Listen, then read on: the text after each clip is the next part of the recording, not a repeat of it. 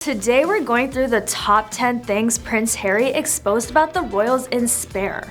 Coming in at number 10, when news of Harry's book release first dropped, we were all wondering how much Harry was going to expose in the book. Fast forward to today, the book release, the amount of tea spilled and accusations being made can cause serious damage to the reputation of the throne. But considering Harry doesn't live there anymore, does he care? I want to say no.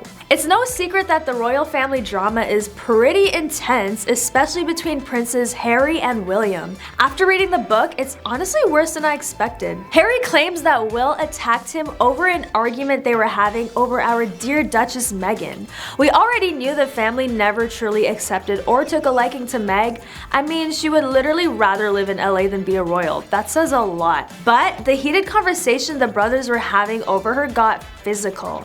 Harry alleges that William knocked him out. Will got hands. This started after Will claimed Meg was difficult, rude, and abrasive.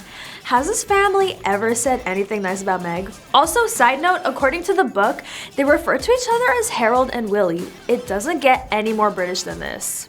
Number 9, Harry claims Charles also once joked about who Harry's father really is.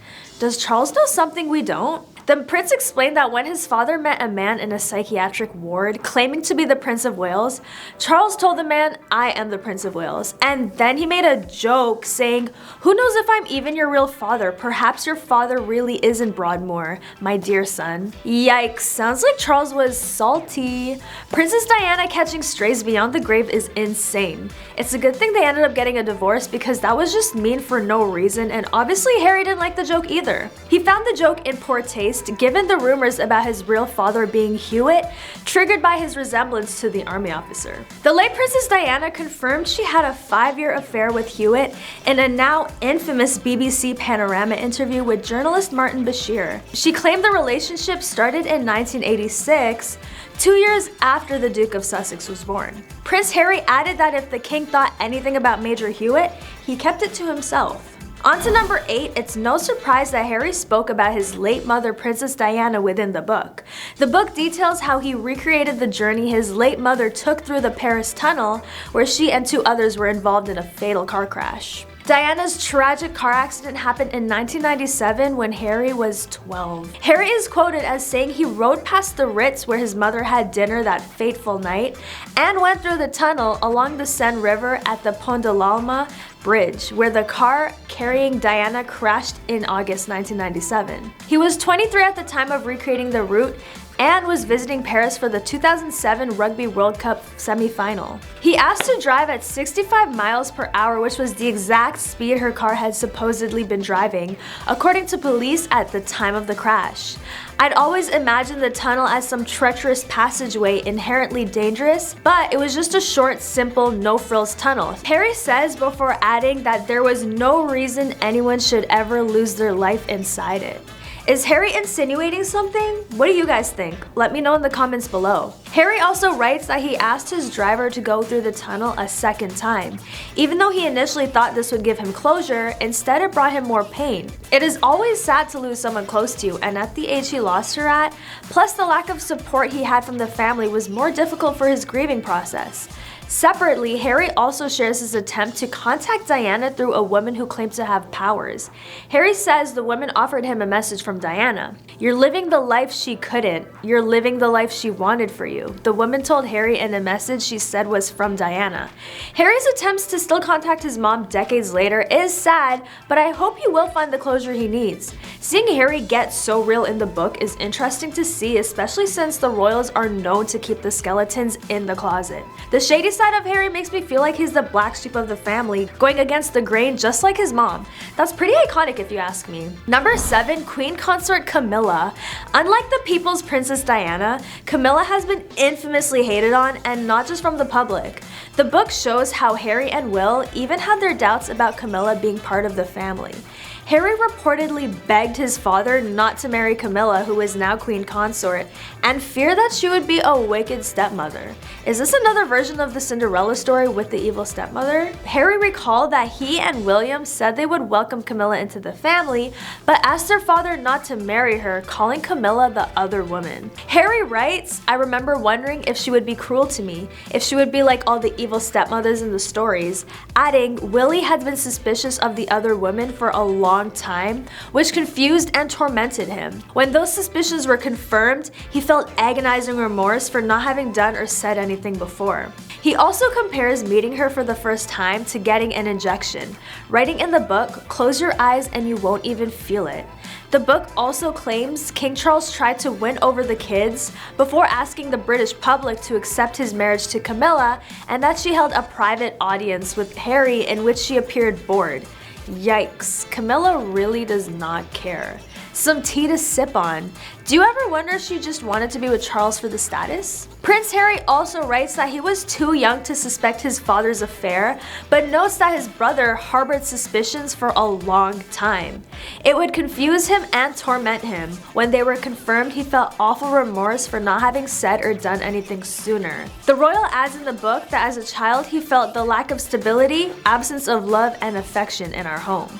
Being part of a royal family may not be as appealing when you find out the things this family prioritizes over affection, but in a way that does make them more relatable since there are families out there that also don't prioritize love and stability. Number 6, personal journey. As much as Harry has claimed to have suffered as a member of the royals, we can only hope he's on a journey of growing and learning from his mistakes. Now that he's a father, he has more responsibility to make sure he allows his kids to grow up in an environment different from the one he had and hated.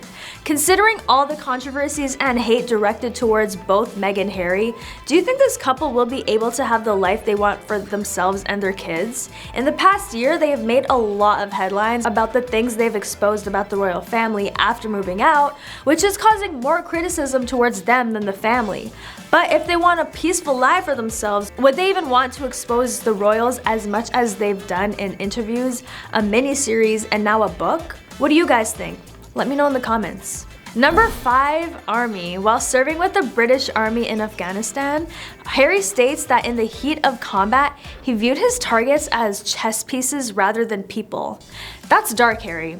The prince completed 2 tours of Afghanistan, one spanning 2007 to 2008, and the other from 2012 to 2013. Advancements of technology allowed Harry to say with exactness how many enemy combatants I had gotten rid of, adding that it seemed to me essential not to be afraid of that number. So my number is 25. It's not a number that fills me with satisfaction, but nor does it embarrass me, he says. This caused a lot of backlash, as you can imagine.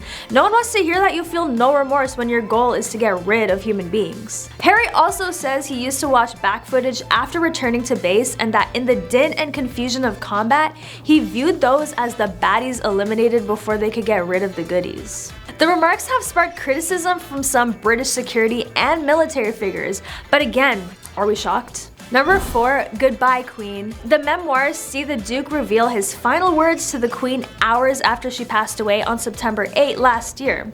He hoped she was happy and she was with grandfather now. The book states that Harry learned of his grandmother's passing after checking the BBC News website. Am I the only one who thinks it's strange no one from the family personally gave him the message and he had to find out through the news like everyone else? Harry says that upon arriving at Balmoral, the Scottish home of the royal family, he was greeted by Princess Anne, who took him upstairs to where the Queen was lying. I advanced with uncertainty and saw her, he writes in the book. I stayed still, watching her carefully for a good while. He also recalls telling her that he admired her for having carried out her duties until the end. The Platinum Jubilee, the welcoming of the new Prime Minister. That sounds sweet and all, but I'm still not over the fact that he wasn't able to find out with the rest of the family about this news. Regardless of whether he stepped down from his royal duties or stayed, I think considering he is family, that shouldn't have been the way to find out about something as big as the passing of the Queen, who is also his grandmother. It's not a good look for the royals in my opinion. What do you think?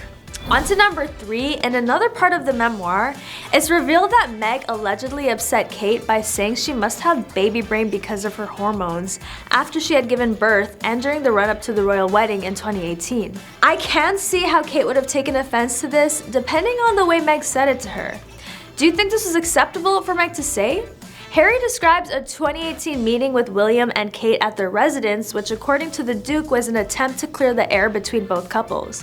Harry recalls Will calling Meghan rude while pointing his finger, saying these things are not done here, to which Meghan reportedly replied, "If you don't mind, keep your finger out my face." Prince Harry also reportedly claims in his book that Kate demanded an apology from Meghan for offending her. Kate allegedly told Meghan that "we're not close enough for you to talk about my hormones." It's no secret these couples don't necessarily adore one another, but the way Harry exposes them is just so juicy. Harry went on to say that Meghan said she spoke to all her friends that way before his brother Prince William pointed his finger at Meghan and accused her of being rude. The Duchess of Sussex is then said to have declared that she had not wanted to offend Kate. Harry writes in defense of his wife, Meg said that she had never intentionally done anything to offend Kate. What do you guys think? Was this intentional, or is Kate just finding reasons to be upset? Number 2, racism. As we all know, Meg has dropped many accusations about racism towards her. With the family's long history of racist allegations, this is another one to add to the list.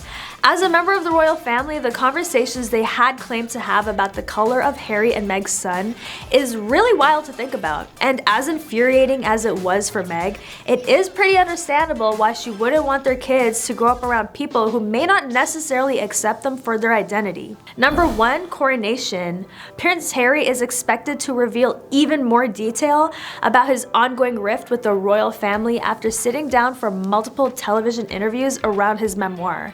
In a preview clip of the ITV sit-down released Thursday, Harry says he still believes in the monarchy, but when asked if he anticipates playing a part in its future, he replies, "I don't know." Harry is unsure whether his family will return to the UK in May for his father's coronation. There's a lot that can happen between now and then, Harry says in the short clip, but the door is always open. The ball is in their court.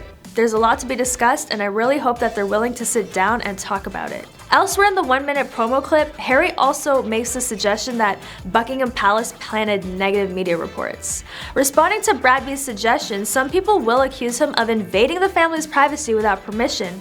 Harry says that would be the accusation from the people that don't understand or don't want to believe that my family have been briefing the press. I don't know how staying silent is ever going to make things better, Prince Harry said. Royal tea is being spilled everywhere. Harry is exposing the royals, and honestly, I'm here for it. But that is all for today's top 10. Thanks for watching. Don't forget to like, comment, and subscribe, and I'll catch you next time on The Rich Life.